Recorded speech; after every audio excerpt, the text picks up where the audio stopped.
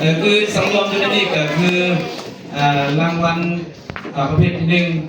ก็มีน้องประเภทที่สองนี่ก็มีที่สองน้องแล้วประเภทที่สามนี่ก็มีด้วยสามน้องและการนั้นก็เป็นรางวัลชมเชยและผู้ที่ต่างหน้าขึ้นไปตัวแทนยุพันแขวนก็มีอยู่14น้องเนาะรวมทั้งหมดก็มีอยู่16น้องทั้งหมด13น้องทางปฐมมัธยมก็คือทางประธานเพิ่นได้บอกเมื่อกี้นี้เนาะแล้วในครับมอบของขวัญในเอาเป็นถามตอบวิทยาศาสตร์ก่อนภาษาน้องตอบวิทยาศาสตร์เนาะผลการออกมาก็คืออันที่หนึ่งเนาะกม.ต้นจอมทองได้รางวัลประเภทหนึ่งถามตอบวิทยาศาสตร์เนาะตั้งหน้าขึ้นมาเลยนะแล้วประเภทที่สองก็ได้มอบปลายจอมทองก่อเซิร์นตั้งหน้าขึ้นมาเลยประเภทที่สามทั้งม.ต้นหน้าเปลี่ยนเนาะขอเรียนเชิญขึ้นมาเลยสามน้อง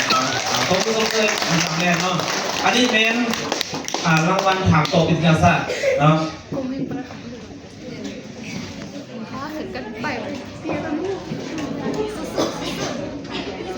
เอาตั้งหน้าขึ้นมอบขอเรียนเชิญทางคำสาวเนาะหัวหน้าหน่วยงานกฎกล่าวประเมินผลเนาะการศึกษาธิการกีฬาเมืองเนาะขึ้นมอบขอเรียนเชิญต้องดูแลเนาะ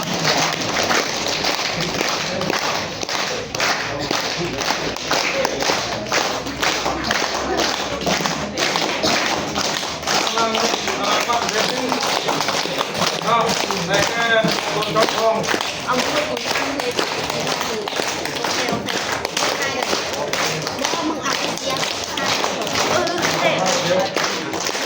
รางวัลที่สอง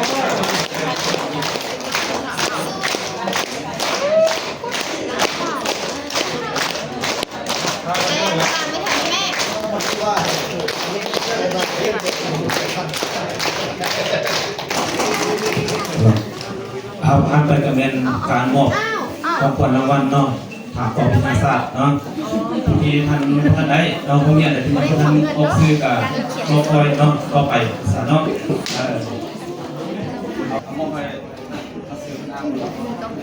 เอา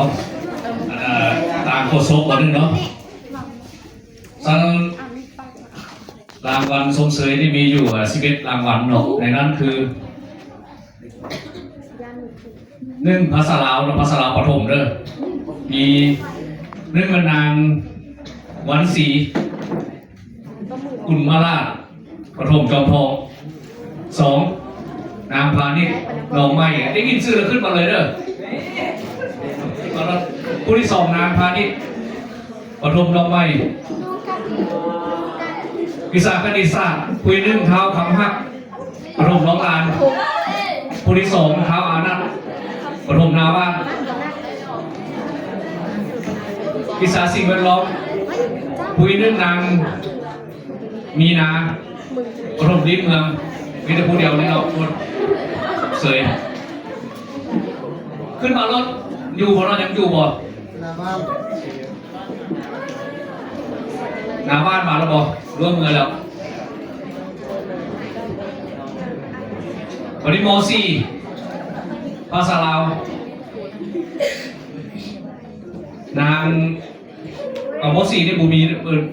เด้อจะเป็นประเภท3มีรางวัลสมเสยวิสาคณิตศาสตร์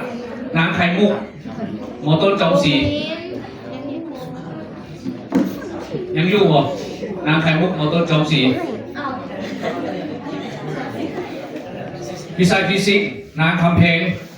ม.ต้นจอมศรีวิชาเคมีนางซุกม.ต้นนาเป็น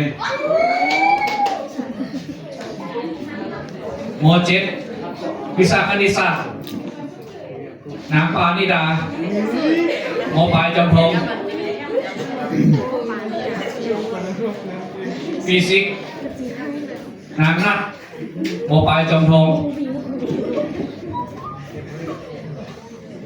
เคมีนางวิไลม.สอนน้องปิวครบรวม11น้องเนาะ อันนี้ก็บอก2 4 6 8ชาวบ้านนะชาวบ้านมันเจ๋ง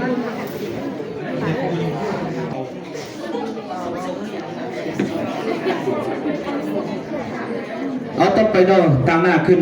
บอกความขวัญเนาะต่อไปก็ขอเชิญทางท่านอาจารย์วงศักดิ์เนาะวงจันดีหัวหน้าเนื้องานปัดไว้เย็นแล้วก็สามัญศึกษาและวิทยาศาสตร์ขึ้นมอบเนาะเป็นเกียรติขอเชิญเอาตัวพูดดังๆเลยเด้เอาโต๊ะเอาหลับ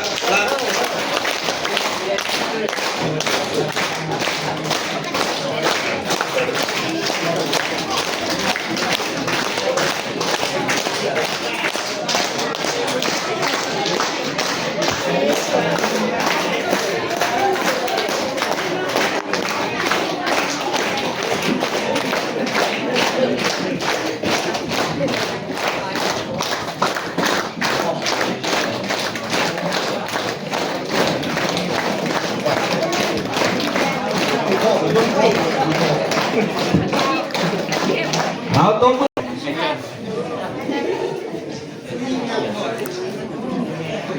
โอเคเอาสมเสยน้องอันนั้นเป็นรางวัลสมเสยเนาะมี11น้อง10น้อง10หลานเนาะจะเป็นประกาศรางวัลที่3เนาะเลขที่ออกไอ้แกโรงเรียนไหนมอต้นไหนว่าประเภท3นี่มี3น้องเนาะ1นางนิ่มนะจากโมโสดอกคำเอาผู้ที่2นางอิงนิดาจากโมปลายจอมทองนะผู้ที่3โรงเรียนเลยผู้ที่3นางโนราเนาะโมโสล่องปิวเนาะ3เนาะอันนี้เป็นประเภท3เนาะเป็นเกียรติขึ้นมอบต่อไปก็ขอเรียนเชิญท่านสายตุลาเนาะตามหน้าแผนกศึกษาธิการและตุลาแขวงเนาะขึ้นเป็นเกียรติขึ้นมอบเนาะขอเรียนเชิญตัวมือเนี่ยผมมีรางวัลที่1เด้อจะมีรางวัลที่2คุณสารเนาะยังจะออกมาตามทีหลังเนาะตัวมือเนี่ย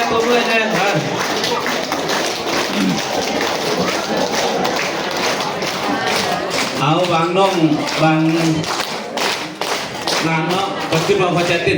เนาะเพราะว่ารางวัลที่2นี่พนักออกเนาะรางวัลที่2แล้วก็จะเป็นรางวัลสุดท้ายเนาะรางวัลที่1มีเนาะเอาซักขึ้นมาเนี่ยโอเคตายแล้วเนี่ยรางวัลที่3วันนี้รางวัลที่2เป็นรางวัลสุดท้ายเพราะว่ารางวัลที่1มีเนาะเลข6ตัวกระทึกเนาะมีแต่เลข5ตัวสุดๆเนาะคนเงี้ยใดขึ้นดวงเงี้ยเลยเนาะเอาเลขที่ออกรางวัลประเภท2ได้แก่น้องนางมอกโรงเรียนประถมหนองใหม่สิเกียรติขอเรียนเชิญรอบที่2ออกมาประถมหรือมัธยมเนาะออกมานี่มอแล้วไอ้แกน้องนางมะนีนินจากมอต้นจอมทองขอเรียนเชิญอันนี้รางวัลสุดท้ายเนาะหวยประจำปี 2024-2025 ออกมาแล้วเนาะเอาต่อไปเป็นเกียรติขึ้นมอบขอเชิญท่านศิวัตรไพปัญญาเนาะผู้นำของการศึกษาธิการและกีฬาเมืองทำเป็นเกียรติขึ้นมอบขอเรียนเชิญเอาตัวผู้ดังๆนะเนี่ยรางวัลที่2ก็เป็นรางวัลสุดท้ายเนาะต่อไปประกาศเป็นตัวแทนขึ้นไปมอบไปเป็นตัวแทนก็ไปเสียงยุคันเพลงเนาะจากเสือ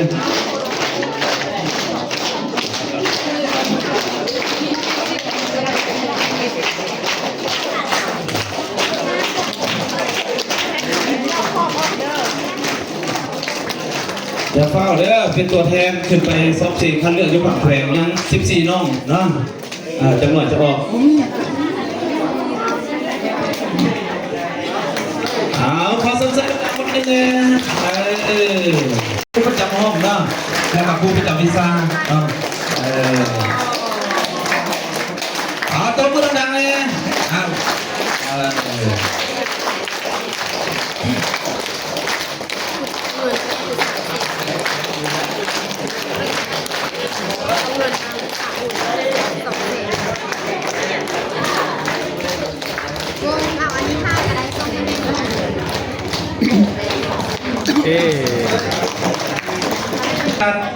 เป็นตัวแทนไป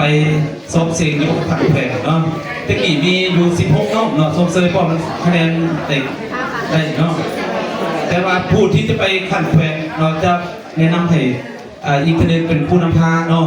และผู้ประจำวิชาก็ดีแล้วจะได้ไปฝึกฝนล้อหลอมอีกทีนึงเนาะเพราะว่าจะไปเข้าเป็นตัวแทนยกผัดแผงของเมืองเขาเนาะผู้ที่1กับนางวันศรีเนาะผู้ที่2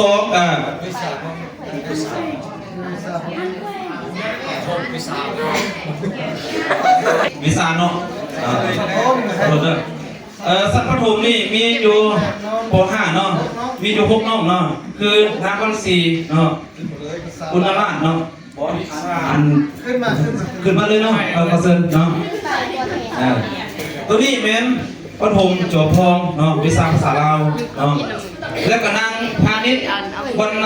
ศิลป์เนาะปฐมหนองไม้วิสาภาษาลาวแล้ววิสาคณิตศาสตร์เนาะเท่าอนัตเนาะโรงเรียนปฐมนาบ้านเนาะแล้วก็เท่าข้างฮักปฐมโรงงานอันนี้วิสาคณิตศาสตร์เนาะแล้ววิทยาศาสตร์และสิ่งแวดล้อมนี่ก็นางมกเนาะทางคำดีปฐมหนองไม้แล้วก็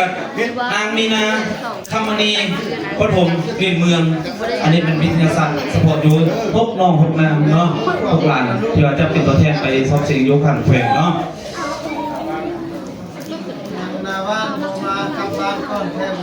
และวันนี้พัฒยมเนาะมอตุน1นางไทยมุกมอตุนจอมศรีวิสาคณิตศาสตร์เนาะ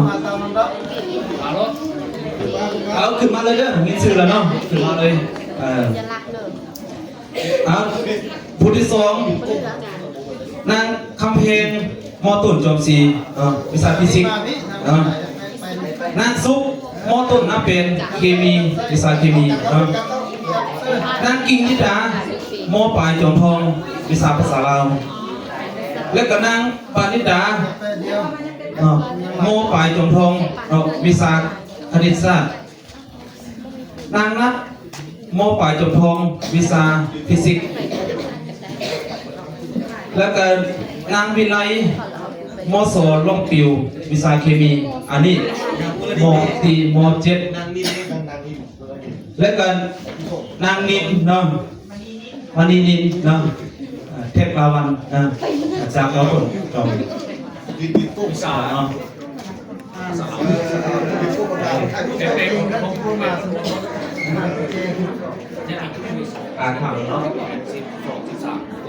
อันนี้เป็นตัวแทนจากเมืองเนาะจะขึ้นไปสอบเสียงคัดเลือกยกผัดแพงเนาะในอันนี้ก็เป็นจะพอแนะนำให้ทั้งครูประจำวิชาครูประจำห้องโดยเฉพาะประถมเนาะเข้าไปฝึกฝนล้อหลอมตนเองเนาะเรื่องให้ลูกๆหลานๆนี่เพิ่มร้ายของเก่าภาษาเนาะยุคขันเมืองแล้วก็ให้ไปเป็นยุคขันแขวงตึงแล้วก็เป็นขันต่อๆไปเฉพาะยุคสันปัตยมเนาะอันนี้ก็จะแนะนำให้ทั้งครูประจำวิชาเพิ่นเนาะ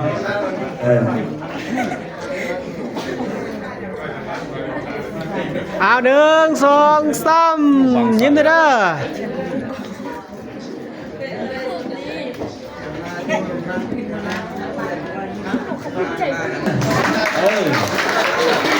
ยัง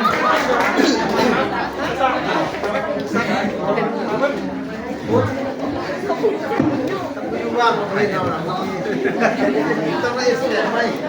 ต้องเอาได้ด้วย